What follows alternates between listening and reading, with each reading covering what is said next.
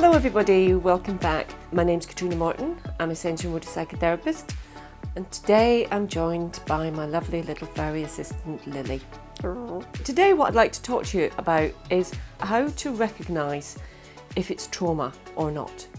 How do we know the difference? What is it that makes something a traumatic experience, and what is it that makes something just an unpleasant, not nice memory?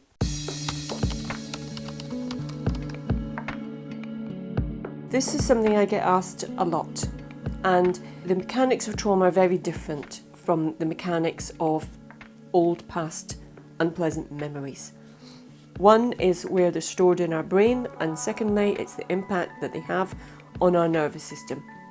So if I'm asking somebody about something that happened to them 15 years ago, it shouldn't be really disturbing, it shouldn't be crystal clear, and it shouldn't completely affect our nervous system and our emotions and be as bright and as vivid as it is. Things that happened to us 15 years ago should have faded. Things that happened to us 3-5 years ago, they fade. It's really hard to recall some things. You sort of flick through the kind of library part of your brain, your hippocampus, until you can kind of, oh yeah, I remember, and you start to piece together the bits of memory, and other people will go, oh, remember when that happened, even if it's been an unpleasant memory. When it's trauma, then it doesn't have to have flashbacks to it. Not everybody gets flashbacks, but some people just have things that have happened to them that they can't look at, they don't want to talk about, they avoid like the plague because they're so disturbing to them. So if I'm asking somebody to recall a memory and it is vividly clear, remember way too many details about it, and it really impacts them, then there's a big heads up, it's trauma. And the reason that trauma stays like that, it stays so bright with such clarity and it takes over our nervous system, is because it's stored in the part of our brain called the amygdala. It's a survival mechanism. It's there in case we need to use it again, in case we need that fight, flight or freeze that comes immediately with it, because our brain makes up, quite rightly, that we survived that one, and so we need to be on super hyper alert.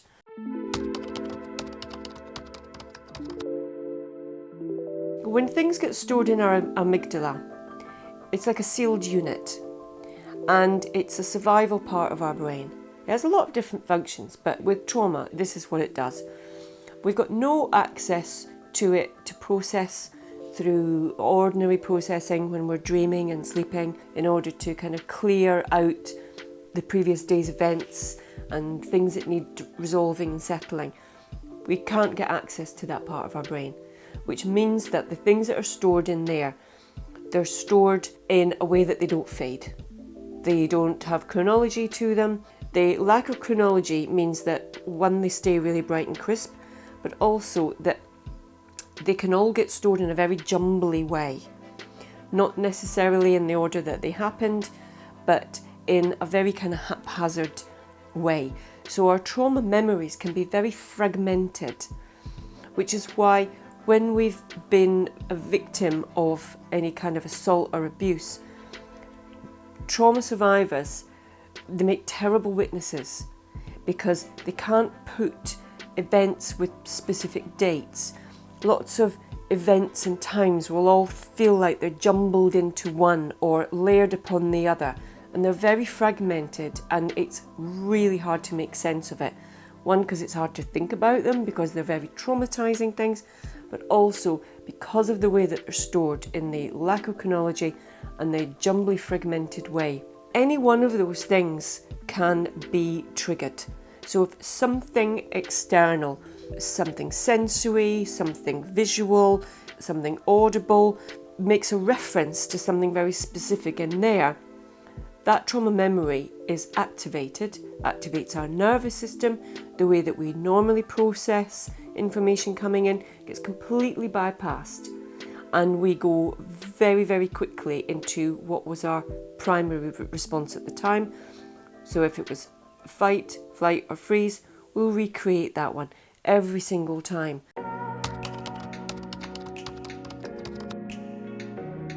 For the survivors of trauma, it can just feel like this thing that's happened to them. They can't get away from it. There's no escape from it. It has this horrible kind of repetitive, cyclical thing. There's no healing from it. It's really hard to get any space from it. And wherever they go, it follows them. It's with them 24/7, 7 days a week. And it can be incredibly debilitating. This relentless nature means that trauma survivors usually fall into two categories. One is they just seem to always be recreating their trauma, not consciously, but similar things can just seem to keep happening to them. And that's very, very common when we suffer from trauma, and it's almost as though what the brain and the body are trying to do is have a different outcome this time, to try and have a recreation of an event, but to have a different outcome. But it doesn't work like that. It just goes in cyclical patterns that just repeat without us getting anywhere. Or people become unbelievably avoidant of things, that they do anything they can to avoid any kind of triggers for trauma. But if there's too many triggers out there, then that can mean that avoidance can just become more and more of a pattern. And so we isolate and pull away from people, the outside world, any connections with anything. It can make trauma survivors feel very, very disconnected from the outside world and not able to really take part. And the more that happens, the harder it is to get back in, to be amongst people, to do things, to be active in the world.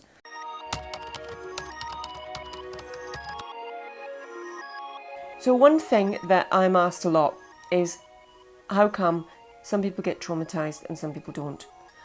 How come some people have multiple traumas and other people seem to be able to go through certain situations and actually recover okay, not be too badly affected by it? And that's because we're all different, basically. There's a lot of elements that go into how much resilience we have, how much capacity we have. Some of that comes from our DNA. Sometimes we're just born with the ability to endure lots of things, to bounce back, to recover, and to just deal with a lot of stuff. Sometimes our attachment style can play a big part.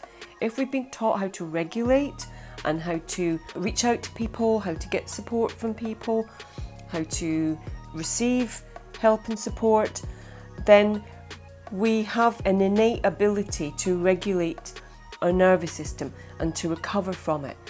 If we have a wide window of tolerance for emotional capacity, then it takes a lot more to knock us out of the bottom or the top of our window and to what we can cope with.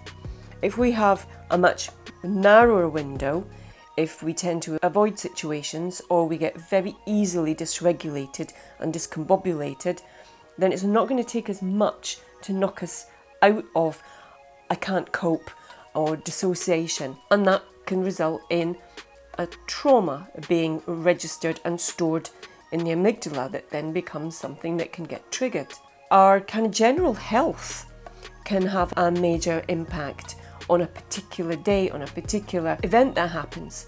How tired we are. Some days we're more susceptible than others. You know, when things happen and you get really upset by something, you know that other times that wouldn't have upset you.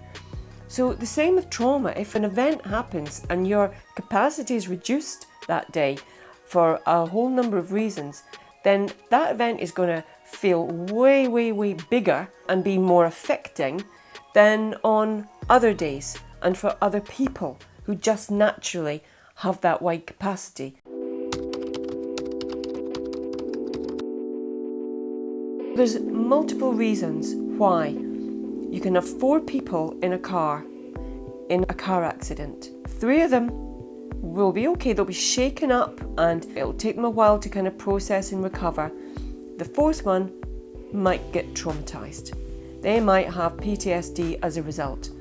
The first 3 It'll take them a while to get back into the car or in the passenger seat or driving wherever they were, so that their nervous system can settle, so that they can have the new experience. That new experience takes the place of the old one, and that old memory fades in time. The person that's traumatized, that memory doesn't fade in time. So it feels like every time they go to either think about getting in a car or trying to get in the car, their whole nervous system goes. And they either freeze, or they want to flee, or they just get completely overwhelmed by it, and it is just not possible. They're not able to just push through and do it because the nervous system is taking them out. Those people need help to process the trauma. That one person might have had a much narrower window, and that experience has been completely overwhelming and has traumatized them. The other three might not understand why that's the case, because trauma is one of those really unfortunate things. It can't be seen. You can't see the effect of trauma in your brain and your body from the outside. You can see the way that it makes us react and respond, but we can't see the wounds that are internal. And so it can be very hard for people who haven't been traumatized to understand the one that has. And the one that has feels different, isolated, alone. They're different. There's something wrong with them. Actually, trauma is a natural thing. The ability to dissociate, the ability to freeze or flee or fight, it's a part of our defense mechanism, it's part of our survival mechanism, and it's the way that we're designed. It's just that some people's systems get activated and overwhelmed and other people's don't. Often as well, there's some other factors that come in, because we're our most susceptible, our most vulnerable and impressionable, and right on the edge of what we can cope with. And if people around us are really supportive, calm, if they can do what's needed in that moment, act, behave, step in, do the right thing, that also gives us a much better chance of coming out of this without PTSD, without trauma. The things that can happen at the time, because we're so susceptible, people being angry or saying the wrong thing or doing the wrong thing or nobody being there, those things can have serious impacts. The other thing with trauma is, if we stay with the car crash analogy, it's not necessarily the actual crash that causes the PTSD. It's the what can happen, what could have happened, how close did I come to dying. It's often that's the thing that just sears itself into the amygdala and gives us that overwhelming sense of, when it gets triggered, I feel like I'm going to die. I feel like this could be a life-threatening situation. Now, it can be triggered in all sorts of very innocuous places. When we have that trigger system in place, it makes us really fearful to be going out there into the world in case we get triggered, in case something happens and we just have a complete and utter meltdown, can't cope, and our trauma just gets relived. That's going to make it very, very hard to trust that you can be out there and to be well and to cope and be under control in those circumstances. So it's this kind of invisible, unseen thing that lies within, but it's like something that can fire off at any time and take our whole nervous system and us with it. So part of the reason that I'm creating these videos for you is to really get out there the understanding and the mechanics and how trauma works, how it's caused and how it works, so that those three people that were in that car understand why that person is traumatized, why it is a big thing, why it needs to be really taken seriously, and the ways that are out there that can help with sensory-motor work, somatic experiencing work, that work with the body. EMDR, there's lots of treatments that are really effective. Sometimes it's a series of things that we do that can really help us process that trauma, have a new experience, shift it from that place in the amygdala into a part of our brain that it can fade. It can fade back into a memory. I feel it's really important that the more people know and understand about trauma, the easier it is for the people who are experiencing trauma to be heard, understood, and be given the treatment that they need. Because it isn't something that we have to live with forever. It can be helped enormously.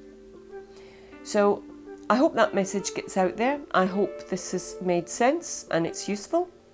And thank you very much for watching with me and my furry companion. So if you like this video, give us a thumbs up, subscribe to our channel below, and I'll see you again next time. Thanks for watching. Bye.